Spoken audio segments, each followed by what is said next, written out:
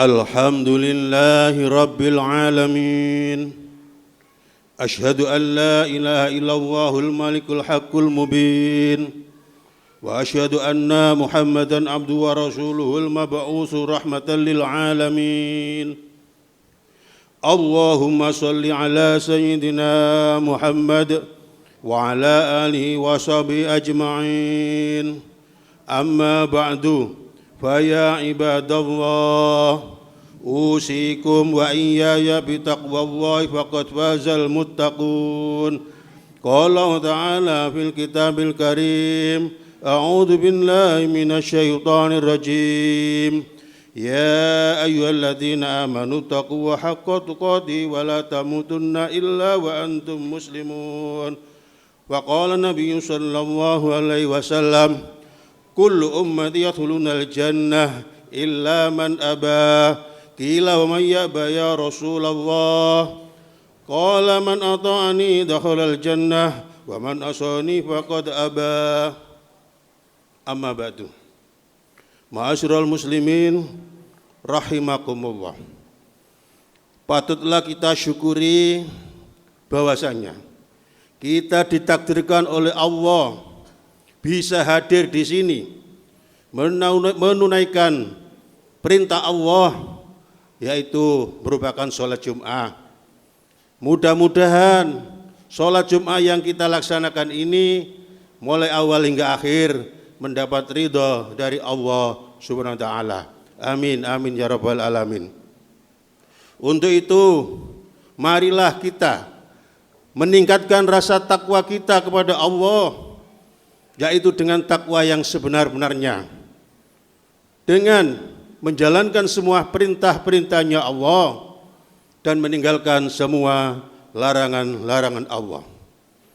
Insya Allah dengan modal takwa inilah kita senantiasa bisa hidup selamat dari dunia sampai akhirat kelak. Ma'asyiral muslimin rahimakumullah. Tidak terasa sudah 2 pekan Ramadan meninggalkan kita. Sudahkah Ramadan kita membekas di hati kita? Susahkah kita ditinggalkan Ramadan? Atau bahagiakah kita karena terbebas dari perintah saum atau puasa? Bagi orang yang takwa tentu jawabannya adalah sedih karena ditinggalkan Ramadan. Karena di Ramadan, bulan Ramadan itu Allah melipat gandakan semua pahala. Bahkan yang sunnah pun diberi pahala seperti pahalanya wajib. Untuk itu mari kita bersama-sama berdoa. Mudah-mudahan kita dipertemukan lagi dengan Ramadan tahun depan. Dan kita diberikan umur yang panjang sehingga bisa melaksanakan kegiatan ibadah di bulan Ramadan tahun depan. Amin amin ya rabbal alamin. Ma'asyiral muslimin rahimakumullah. Kullu amrin dibalin ya bada bi bismillahi fahuwa afdal. Semua perbuatan penting yang tidak dimulai dengan bacaan basmalah, maka perbuatan itu kehilangan nilainya atau kebaikannya. Hadis riwayat Abu Daud dari Abu Hurairah. Ma'asyiral muslimin rahimakumullah. Ada 4 peristiwa yang terkait dengan keagungan dan keajaiban bacaan basmalah. Yaitu yang pertama terjadi pada Nabi Musa alaihissalam. Nabi Musa adalah Nabi yang kekar, yang kuat. Dia diberi julukan kalamullah, bisa berdialog dengan Allah. Pada saat Nabi Musa diberi ujian oleh Allah, diberikan sakit gigi. Nabi Musa tidak kuat menahan sakit giginya. Kemudian dia sambat kepada Allah, ya Allah, saya sakit gigi, Allah tidak kuat menahan, ya Allah, berikan kami obat ya Allah. Kemudian Allah memberikan obat. Hai Musa, di depan rumahmu ada rumput, cabutlah dengan mengatasnamakan aku, bacalah bismillah, kau akan sembuh. Kemudian Nabi Musa mengambil rumput yang ada di depan rumahnya, kemudian membaca bismillah, maka rumputnya dimakan sehingga sembuhlah penyakit dari sakit giginya. Di lain waktu Penyakitnya kambuh lagi.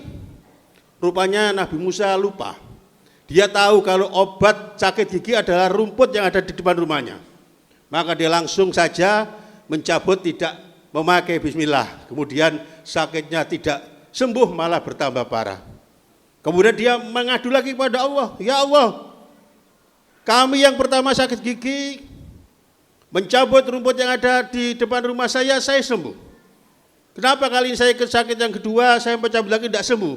Kata Allah, wahai Musa, kau mencabut rumput yang kedua kalinya, kau tidak minta izin kepadaku, tidak membaca bismillah, sehingga yang memberikan kesembuhan adalah saya, kata Allah. Kemudian Nabi Musa menyesal, mohon maaf ya Allah, berikan kesembuhan. Kemudian Nabi Musa membaca bismillah, kemudian sembuhlah penyakit giginya. Kemudian yang kedua terjadi di Rabi'ah Adawiyah, seorang wanita yang terkenal dengan filosofi cintanya pada Allah. Dia kaya raya, kemudian dia kalau malam sebelum tidur, dia memasrahkan hartanya. Ya Allah, hartaku darimu ya Allah, aku titipkan kepadamu ya Allah, aku tidur, semua harta aku titipkan kepadamu. Kemudian tertidurlah Adawiyah. Di tengah ketiduran itu kemudian masuklah pencuri. Kemudian pencuri itu mengambil barang-barang yang dia inginkan. Kemudian setelah puas dengan barang yang diambilnya, kemudian pencuri ini mau keluar. Ketika mau keluar, dia tidak bisa keluar. Jalan mana yang akan dilewati dia tidak tahu. Tadi masuknya dari mana dia tidak tahu. Sampai siang hari. Kemudian bangunlah Adawiyah, Rabi'ah Adawiyah bangun. Kemudian tahu kalau di dalamnya ada pencuri. Kemudian pencuri tegur, wahai si fulan, kenapa kamu kok tidak bisa keluar dari rumah ini? Kemudian pencuri sadar kalau yang punya rumah sudah bangun. Kemudian dia ditanya, wahai yang punya rumah, saya ini pencuri. Tadi berniat mencuri hartamu, tapi saya tidak bisa keluar. Ketahuilah bahwa hartaku dijaga oleh Allah. Kamu masuk rumah tanpa memberitahu saya, sehingga kamu tidak akan bisa keluar. Kemudian pencuri ini mohon maaf pada Rabi'ah Adawiyah, kemudian dimaafkan, kemudian keluarlah. Keluar tidak begitu saja, dikasih bekal sama Rabi'ah Adawiyah. Ini kamu kasih bekal, janganlah mencuri lagi. Bekal ini buatlah untuk modal kamu mencari pekerjaan. Kemudian yang ketiga terjadi pada Nabi Muhammad SAW ketika berdakwah di daerah Taif. Nabi Muhammad itu dilempari oleh penduduk dengan batu sehingga Nabi Muhammad berdarah-darah. Kemudian Nabi Muhammad berhenti berteduh di sebuah atau di bawah pohon yang rindang. Kemudian datanglah seorang yang iba kepada Nabi Muhammad. Dia membawakan secangkir atau segelas minuman, air. Kemudian diberikan Nabi Muhammad. Kemudian sebelum Nabi Muhammad meminum, Nabi Muhammad baca Bismillahirrahmanirrahim. Maka air diminum, kemudian Nabi Muhammad segar bugar seperti mula. Kemudian orang yang iba yang membawakan minuman tadi merasa heran. Kenapa sebelum minum kok ada bacaan Bismillah? Ditanyakan kepada Muhammad, wahai kisanak, dengan izin Allah, aku minum air ini supaya kesehatanku kembali seperti semula.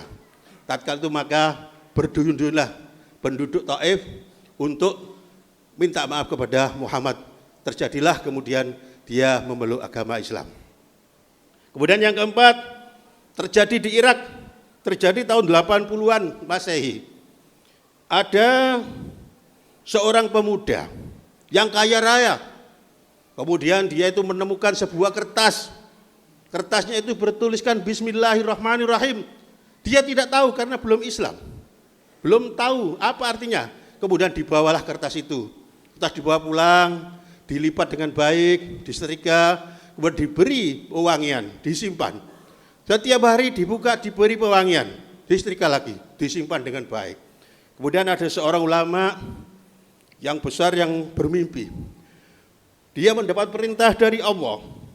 Temuilah anak muda itu, diberitahu ini ciri-cirinya pemuda itu. Setelah dicari dengan ciri-ciri yang diberikan dalam mimpinya itu, ketemulah dia dengan pemuda itu.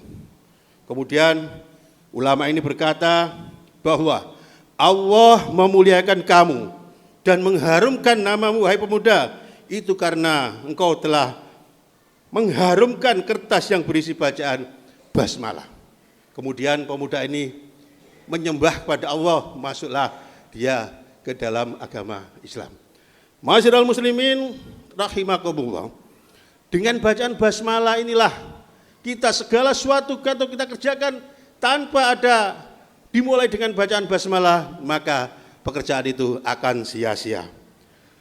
Ma'asyiral muslimin rahimakumullah. Sebagai akhir dari pesan khutbah ini yang pertama, semua kegiatan hanya dapat dilakukan atas pertolongan Allah. Maka dari itu bacalah basmalah supaya apapun yang kita kerjakan mendapatkan manfaat dan ridho dari Allah SWT. Kemudian yang kedua, bacaan basmalah menyebutkan sifat Allah yang Maha Kasih dan Maha Penyayang. Untuk itu jangan lupa, apapun kerjaan kita yang baik, lakukanlah dengan bacaan basmalah. A'udzu billahi minasyaitonir rajim. Bismillahirrahmanirrahim. Wal 'asr innal insana lafi khusrin illa alladziina aamanu wa 'amilus shalihati wa tawassaw bil haqq wa tawassaw bis sabr. Aqulu hadza wastaghfirullaha innahu huwal ghafurur rahim.